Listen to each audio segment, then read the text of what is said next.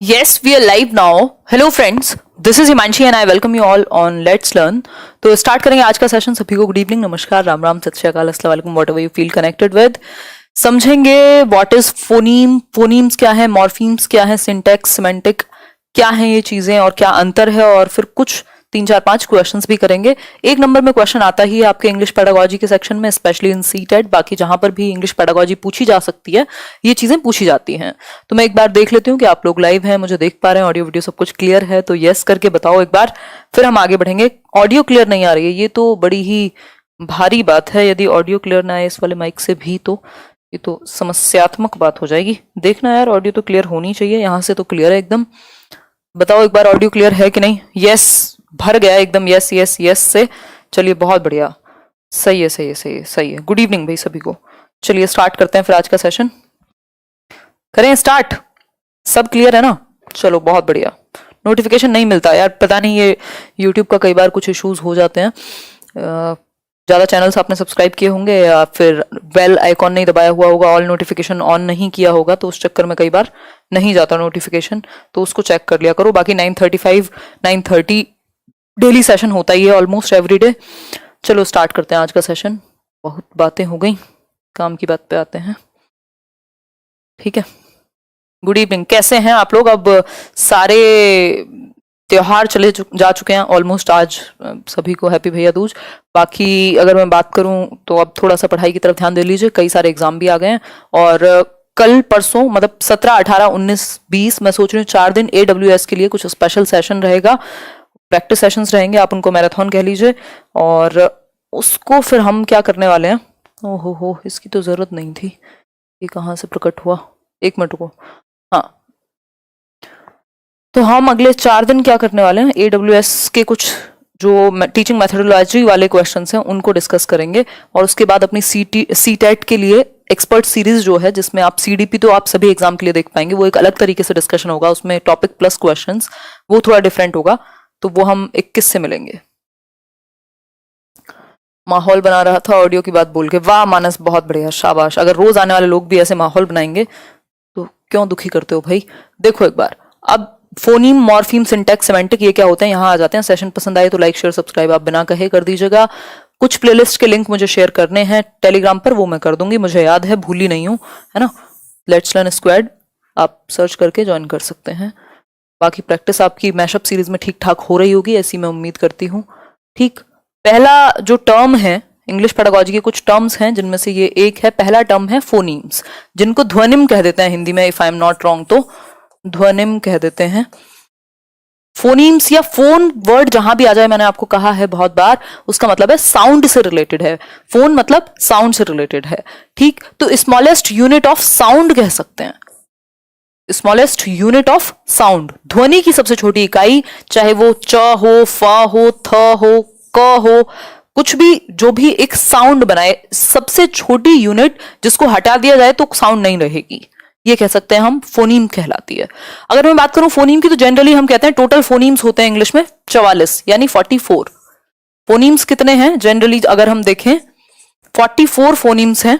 अब इन 44 को भी 2 हिस्सों में डिवाइड किया गया है कि 20 तो जो हैं वो वॉवेल हैं, वॉवेल फोनीम्स यानी वॉवेल साउंड्स हैं, और 24 जो हैं वो कॉन्सोनेंट साउंड्स हैं, कॉन्सोनेंट साउंड्स.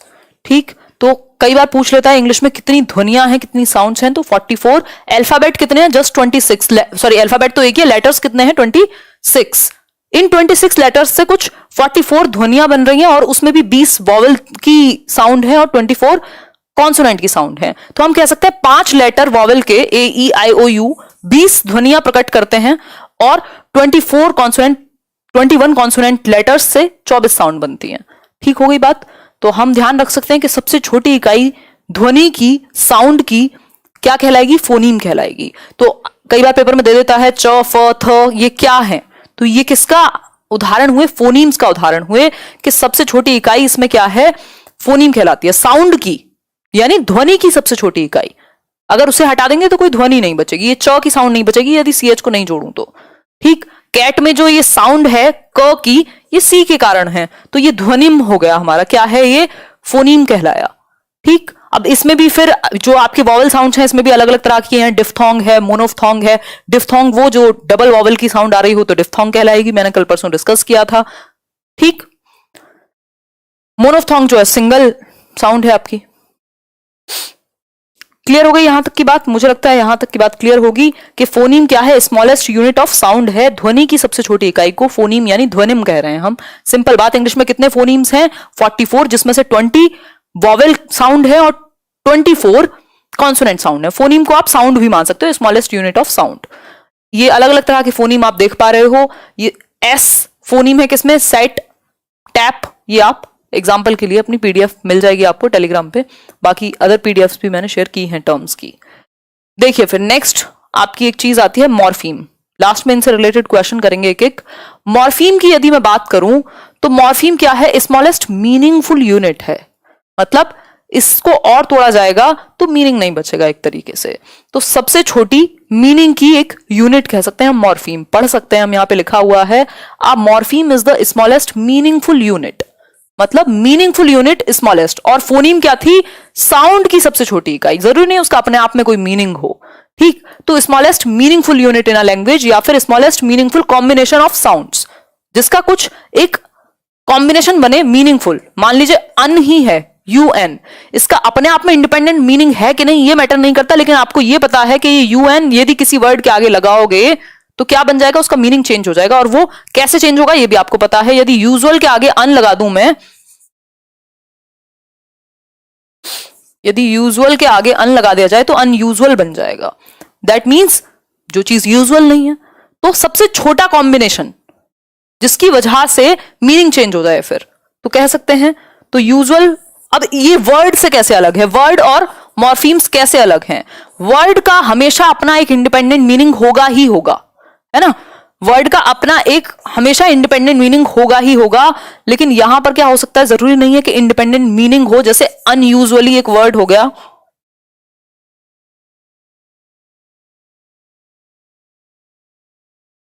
ठीक, तो एलवाई का अलग है, अन का अलग है, यूजुअल का अपने आप में एक मीनिंग है, ठीक है बात। लेकिन ये मॉर्फीम है अपने आप में। ये जो अन है, एलवाई है, ये मॉर्फीम है। यूजुअल क्या है? मॉर्फीम तो है ही है। वर्ड भी अपने आप में इंडिपेंडेंट। तो वर्ड्स हमेशा एक इंडिपेंडेंट मीनिंग रखेंगे, लेकिन मॉर्फीम जरूरी नहीं अपने आप में इंडिपेंडेंट मीनिंग रखता हो, लेकिन उसका कुछ ना कुछ मतलब जरूर हो सकता है, ठीक। तो हम कुल मिला के ये कह सकते हैं मॉर्फीम जो है वो सबसे छोटी इकाई है मीनिंग की। सबसे छोटी अर्थपूर्ण इकाई को हम मॉर्फीम कह रहे हैं। अर्थ की सबसे छोटी इकाई, अर्थ की सबसे छोटी इकाई मीनिंग कहला रही है। मॉर्फोलॉजी क्या है? मॉर्फोलॉजी स्टडी है मीनिंग की। जिस तरीके से मीनिंग कंस्ट्रक्ट होता है किसी भाषा में, उसकी स्टडी को मॉर्फोलॉजी कहते हैं, ठीक। अब उसको आप कंफ्यूज करेंगे सिमेंटिक्स से, उसको हम अभी नेक्स्ट पॉइंट पे समझने वाले हैं। आगे बढ़ेंगे। अब सिंटैक्स क्या है ये कई बार पूछ लिया जाता है। सिंटैक्स को वाक्य विन्यास कहते हैं, if I am not wrong तो हिंदी में, ठीक। ये सब जगह पूछा जाता है, इंपॉर्टेंट है।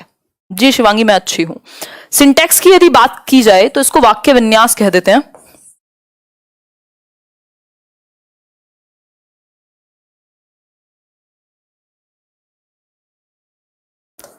तैयारी सही चल रही है आप लोगों की? ये बता दो बस अब, क्योंकि एग्जाम के लिमिटेड दिन बचे हैं आपके सामने। The system of rules for the structure of a sentence in a language, मतलब system of rules, grammatically rules के अकॉर्डिंग ठीक है कोई सेंटेंस या नहीं। तो बात आएगी स्ट्रक्चर की। एक भाषा में एक सेंटेंस का जो स्ट्रक्चर है वो सही बनेगा कि नहीं, मतलब सब्जेक्ट प्लस वर्ब की कौन सी फॉर्म कहां आएगी, ऑब्जेक्ट कहां आएगा। अगर ये कॉम्बिनेशन ठीक है मतलब वो सेंटेंस सिंटैक्टिकली ठीक है, सिंटैक्स वाक्य विन्यास उसका ठीक है। सब्जेक्ट सही जगह पे लगा हुआ है, वर्ब सही फॉर्म है, ऑब्जेक्ट सही जगह पर है, कौन सा कहां पे कौन सी फॉर्म यूज होगी। तो ये क्या ग्रामेटिकली करेक्ट है यदि सेंटेंस, तो वो सिंटैक्टिकली करेक्ट कहलाएगा, सिंटैक्स के रूप में वो सही है, ठीक है बात। बहुत लेट हो जाता है नितिका कह रही हैं, 9:30 बजे ज्यादा लेट हो जाता है क्या? चलो कल मैं एक बार एक पोल करूंगी। वैसे मेरे लिए काफी कंफर्टेबल टाइम है 9:30 का, बाकी अगर ऐसा है तो 9 बजे ले आएंगे टाइमिंग को, लेकिन थोड़ा सा मुझे बताना, फिर कल मैं एक पोल रख दूंगी। 9:30 नहीं है सही? बताना आज वीडियो के नीचे कमेंट करना कि 9:30 ठीक है कि नहीं, ठीक है बात। एक्सपर्ट सीरीज करेंगे हम 21 से, क्योंकि बीच में ये AWS का एग्जाम है, इससे थोड़ा सा निपट लें। 21 से करेंगे एक्सपर्ट सीरीज, उसमें सारे सब्जेक्ट एक्सपर्ट तरीके से डील करेंगे। तो सिंटेक्स का एक एग्जांपल ये हो सकता है कि आपने सेंटेंस में स्ट्रक्चर ठीक है कि नहीं, ग्रामेटिकली सेंटेंस ठीक है कि नहीं। ठीक है बात, सही है टाइम। चलिए फिर वो कमेंट में बता दीजिएगा या मैं पोल दे दूंगी कल। देखो अब नेक्स्ट है सिमेंटिक्स, ये इंपॉर्टेंट है, यहां से खूब भर भर के क्वेश्चन आ रहे हैं, रेपिटेडली आ रहे हैं। और देखो, the study of the meanings of words and phrases, एक सेंटेंस में वर्ड्स और फ्रेजेस जो हैं वो मीनिंगफुल हैं कि नहीं, ये बात होती है सेंटेंस की। मॉर्फोलॉजी हम पूरी भाषा में बात कर रहे थे, ठीक। तो मीनिंग की स्टडी को हम सिमेंटिक कह रहे हैं। मीनिंग की स्टडी को, स्टडी ऑफ मीनिंग हम सिमेंटिक मान के चल रहे हैं एक सेंटेंस के अंदर, कि मीनिंगफुल होगा कि नहीं होगा सेंटेंस, वो कॉन्टेक्स्ट के अकॉर्डिंग सही जाएगा कि नहीं जाएगा। फॉर एग्जाम्पल, जैसे बहुत सारे लोग कह देते हैं कि, मान लेते हैं माय अंकल हैज एक्सपायर्ड। इंसान एक्सपायर हो सकते हैं क्या? अब यहां पे सब्जेक्ट भी अपनी जगह है, वर्ब की फॉर्म भी सही है, ऑब्जेक्ट भी है, सब कुछ है, बट इंसान एक्सपायर होते हैं, दवाइयां होती हैं एक्सपायर, इंसान की एक्सपायरी डेट होती है क्या? नहीं। तो यहां कुछ डाइड होता या फिर पास अवे होता, कुछ और वर्ड होता तो हमें समझ में आता। मतलब इस सेंटेंस में बाकी सब तो सही है, स्ट्रक्चर तो सही है, ग्रामेटिकली सिंटेक्स तो सही है, लेकिन सिमेंटिकली ये गलत है। इसका जो मीनिंग सही तरीके से निकलना चाहिए वो नहीं निकल रहा, ये कह सकते हैं हम। ठीक है बात, बढ़िया है। शुभांगी जिनका सब्जेक्ट इंग्लिश नहीं है वो भी सीख रहे हैं। अब जरा कुछ क्वेश्चंस करोगे तो और ज्यादा क्लियर होंगी चीजें। मैं फिर से सारी चीजें एक बार रिपीट करा देती हूं। फोनीम्स है सबसे छोटी इकाई भाषा में साउंड की, ध्वनि की, च फ भ म, जो ये ध्वनि की सबसे छोटी इकाई है इसको हम फोनीम कह रहे हैं। फिर है आपका मॉर्फीम, मीनिंग की सबसे छोटी इकाई। देन सिमेंटिक्स, मीनिंगफुली एक मीनिंग निकलेगा कि नहीं निकलेगा एक सेंटेंस में, एक वर्ड में, एक फ्रेज में, तो वो सिमेंटिकली सही कहलाएगा। कॉन्टेक्स्ट में अर्थपूर्ण तरीके से मीनिंग है कि नहीं है, बेशक सारा स्ट्रक्चर ठीक हो, लेकिन अगर मीनिंग सही नहीं निकल रहा कॉन्टेक्स्ट के अकॉर्डिंग तो वो सिमेंटिकली गलत है। सिंटेक्स क्या है? जब ग्रामेटिकली करेक्ट हो, भाई सब्जेक्ट की जगह सब्जेक्ट है, वर्ब की जगह वर्ब है, ऑब्जेक्ट की जगह ऑब्जेक्ट है, तो ये सिंटेक्स हुआ, वाक्य विन्यास। अब कुछ क्वेश्चन सॉल्व करते हैं। पहला क्वेश्चन है, a word gets its meaning, मतलब एक जो शब्द है उसे अपना अर्थ कहां से मिलता है, बता दीजिए जरा। बिल्कुल, डिक्शनरी से मिलेगा, स्पेलिंग से, ओरिजिन, या फिर in relation to its context. तो देखो हमेशा याद रखना, जो वर्ड है उसका जो मीनिंग है वो कॉन्टेक्स्ट के अकॉर्डिंग निर्धारित होगा। सेम वर्ड को आप 4 अलग अलग जगह यूज कर सकते हो, लेकिन कॉन्टेक्स्ट पे डिपेंड करेगा कि आप कहना क्या चाह रहे हो, यानी वो किस संदर्भ में यूज किया गया है। आप शादी में गए हो और किसी को कुछ कह रहे हो तो वो अलग तरीके से एक मीनिंग निकलेगा। आप अपने दोस्त को सेम बात कह रहे हो तो उसका मतलब कुछ और हो सकता है। आप वही चीज किसी फॉर्मल लेटर में लिख रहे हो, उसका मीनिंग अलग हो सकता है। मतलब कॉन्टेक्स्ट के अकॉर्डिंग एक मीनिंग गेन करेगा कोई भी एक शब्द। ठीक है, तो हम मीनिंग से जोड़ते हैं कॉन्टेक्स्ट के अकॉर्डिंग, तो ये बात हम ध्यान रखेंगे। आगे बढ़े, क्योंकि ऐसा तो बहुत बार होता है कि भाई अगर मैं बात करूं इटिमोलॉजिकली अलग मतलब है किसी चीज का, जैसे ओरिजिन हुआ है उसका मीनिंग अलग है, लेकिन आप कॉन्टेक्स्ट में अलग अलग जगह अलग अलग यूज करते हैं। ठीक है बात। नीतू सिंह जी, आपको बिल्कुल किसी ने नहीं कहा कि आप यहां देखने आए। देखिए एक बार, आ फोनीम इज, फोनीम क्या है ये बताइए। फोनीम क्या है बता दीजिए, आसान है तो इसमें तो कोई समस्या होनी नहीं चाहिए मेरे ख्याल में।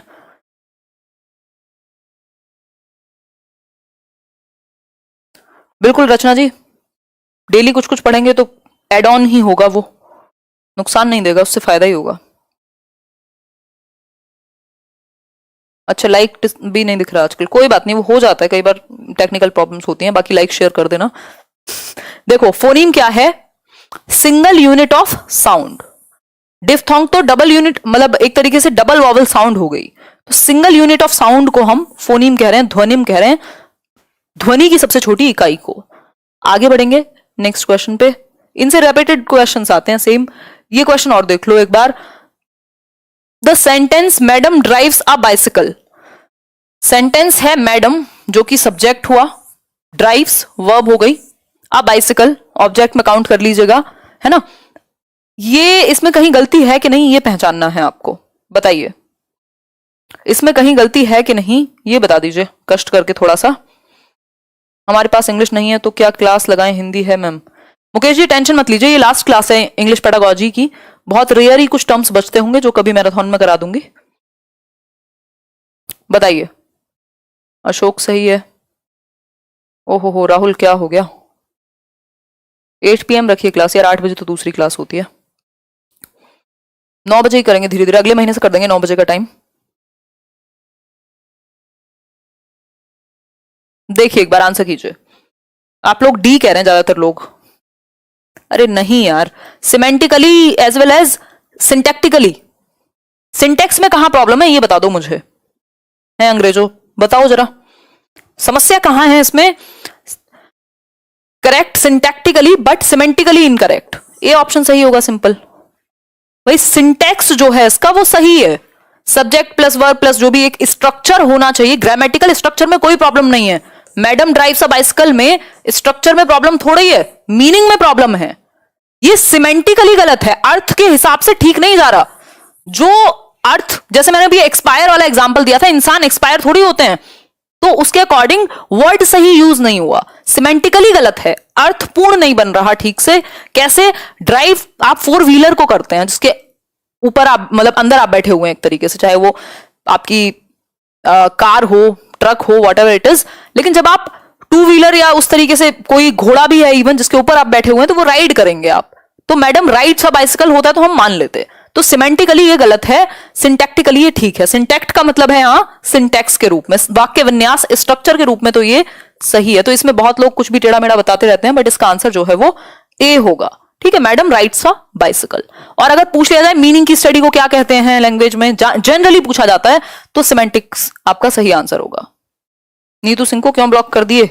अच्छा, नीतू सिंह को ब्लॉक कर दीजिए। अरे मुकेश जी कोई बात नहीं, सबको अपनी बात कहने का अधिकार है। ना तो मेरे कर्म पे कुछ प्रभाव पड़ने वाला किसी की नेगेटिव और पॉजिटिव बात का, पॉजिटिव का फिर भी पड़ जाए, नेगेटिव का क्या ही पड़ेगा यदि कोई अर्थ ना हो उसमें तो। और इनको फ्रीडम ऑफ स्पीच है, जीवन से फ्रस्ट्रेटेड हैं कई लोग।